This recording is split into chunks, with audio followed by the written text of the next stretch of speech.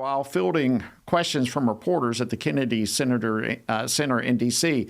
President Trump warned of severe consequences if President Vladimir Putin does not agree to stop the war in Ukraine. And of course, these comments are coming just a couple of days before the two of them will be meeting face to face in Anchorage, Alaska, to discuss, hopefully, the end of the war.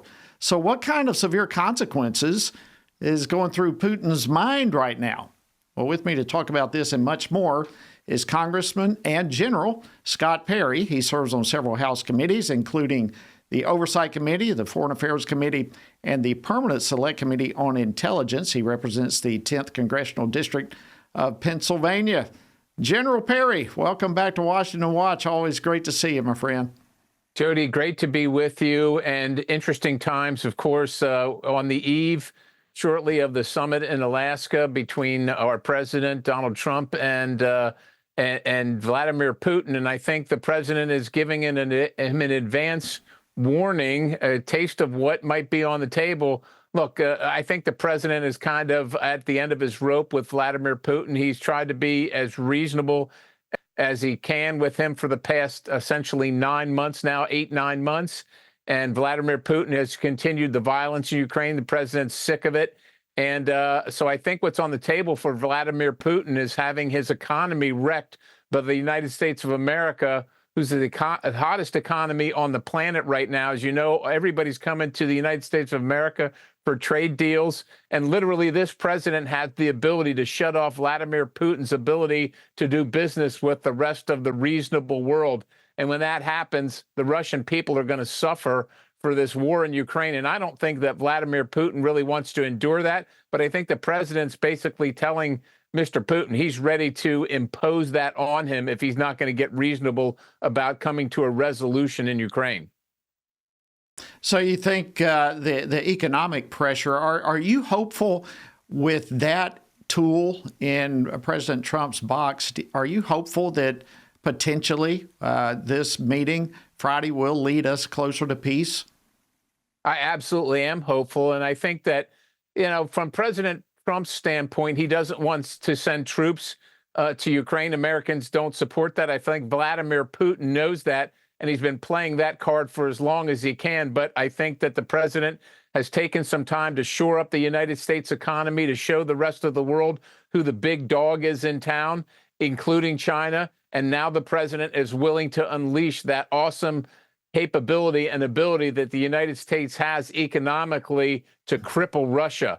And remember, Russia, while it might be one of those countries that we consider one of the larger countries in the world, not only geographically, but politically, diplomatically, economically, militarily, they really aren't on the same level with us, for sure, economically or militarily. I think President Trump has been setting the table for some time, and now they're going to sit at that table, and Vladimir Putin's going to get a taste of what he has coming to him unless he relents.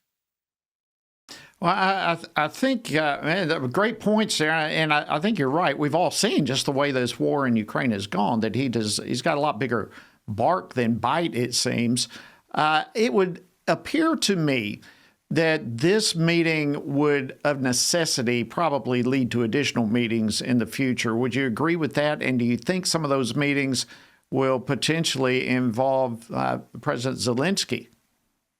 Yeah, I think this is the initial serious sit down between these two. And I think for President Trump to really get it into Putin's head about what's in store, he has to just meet one-on-one.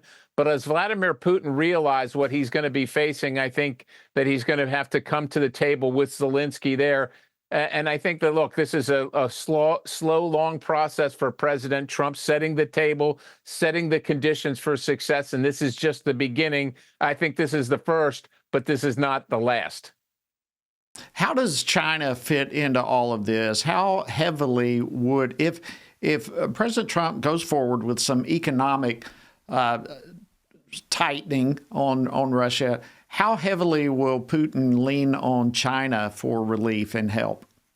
Well, look, there's a new alliance, as you know, between China, the Communist Party of China, and the oligarchs in Russia, including Putin in particular. It's very concerning.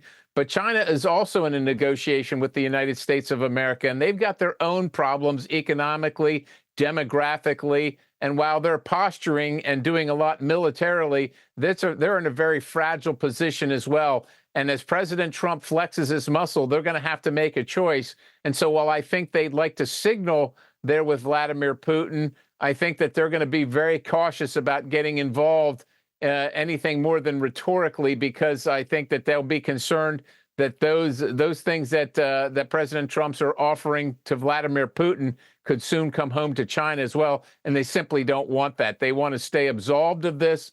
They want to help Putin as long as it's easy and doesn't cost them anything. But as soon as they're going to have to start paying the price, I think they're going to back out very quickly, which leads me to believe that they will be very tepid in their public support for Putin going into this. Very interesting. Well, President Zelensky met with President Trump and leaders of several NATO countries virtually today, I should say.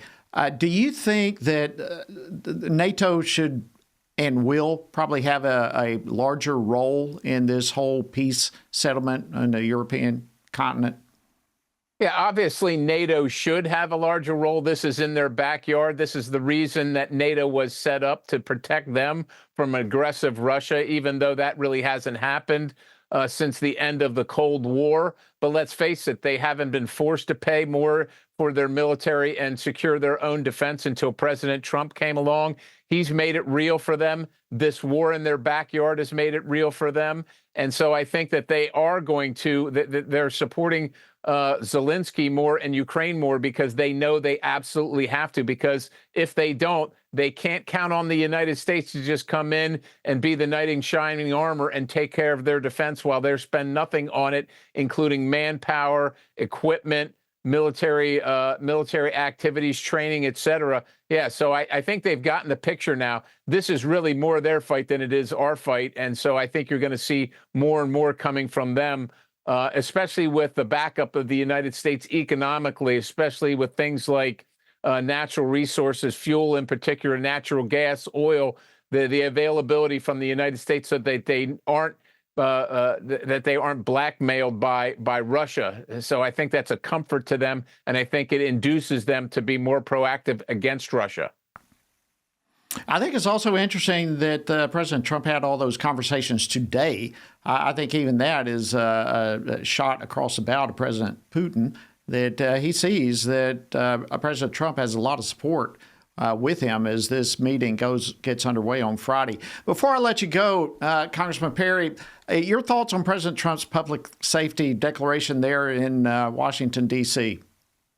Well, Jody, as a former member of Congress who's read the Constitution, I know that you know that Article 1 says that, actually the Congress can control the Washington, D.C., and that it's a federal enclave. And, of course, President Trump has awesome power there to federalize the police and sweeping powers regarding the National Guard. President Trump knows it's the nation's capital. It's the capital of the free world. And the Democrats aren't going to be allowed to run it into the ground and have people afraid to come to their capital from the United States of America, or to visit the capital of the United States from around the world, because crime is running rampant. He's done with it. He's sick of it, and he's taking action, and it's appropriate. And it needed to happen a long time ago. And unfortunately, the Democrats just are providing zero leadership in this regard. So we're really happy that the president is doing it.